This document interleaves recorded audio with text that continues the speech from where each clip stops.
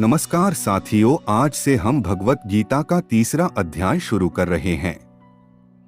उससे पहले हम अध्याय 2 पर थोड़ा सा प्रकाश डालते हैं। दूसरे अध्याय में भगवान श्री कृष्ण ने श्लोक 11 से श्लोक 30 तक आत्मतत्व समझाकर सांख्य योग का प्रतिपादन किया। बाद में श्लोक 31 से श्लोक 53 तक समस्त बुद्धिरूप कर्मयोग के द्वारा परमेश्वर को पाए हुए स्थितप्रज्ञ सिद्ध पुरुष के लक्षण, आचरण और महत्व का प्रतिपादन किया।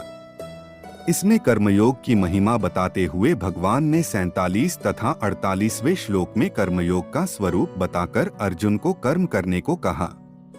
49वें श्लोक में समत्व बुद्धिरूप कर्मयोग की अपेक्षा सकाम कर्म का स्थान बहुत नीचा बताया। 50वें श्लोक में समत्व बुद्धियुक्त पुरुष की प्रशंसा करके अर्जुन को कर्मयोग में जुड़ जाने के लिए कहा और 51वें श्लोक में बताया कि समत्व बुद्धियुक्त ज्ञानी पुरुष को परम पद की प्राप्ति होती है।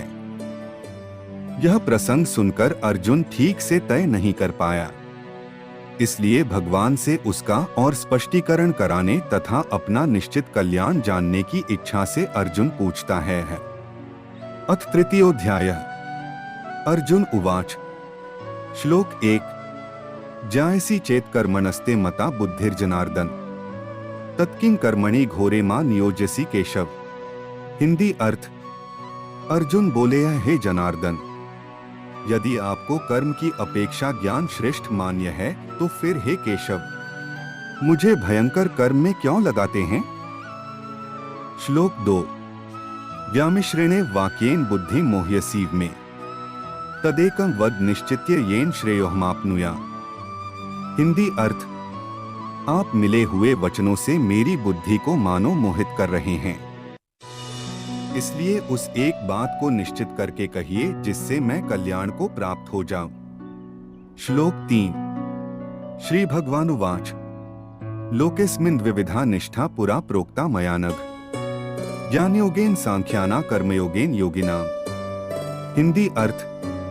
श्री भगवान बोले, हे निष्पाप, इस लोक में 2 प्रकार की निष्ठा मेरे द्वारा पहले कही गई है। उनमें से सांख्य योगियों की निष्ठा तो ज्ञान योग से और योगियों की निष्ठा कर्मयोग से होती है। श्लोक 4। न कर्मणाम नारंभान्नैष कर्मे पुरुषोषुते न च संन्यसनादेव सिद्धिं समधिगच्छति। हिंदी अर्थ।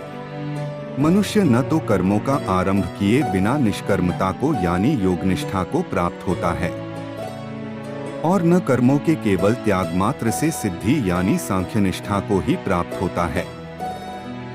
श्लोक 5। न ही कश्चित् क्षणमपि जातु तिष्ठत्य कर्मकृत् कार्यते ह्यवशः कर्म सर्वः प्रकृतिजैर्गुणैः। हिंदी अर्थ।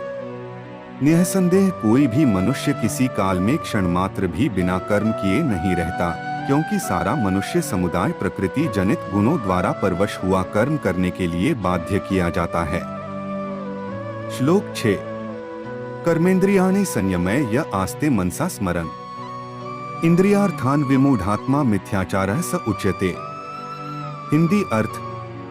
जो मूढ़ बुद्धि मनुष्य समस्त इंद्रियों को हठपूर्वक ऊपर से रोककर मन से उन इंद्रियों के विषयों का चिंतन करता रहता है, वह मिथ्याचारी अर्थात दंभी कहा जाता है।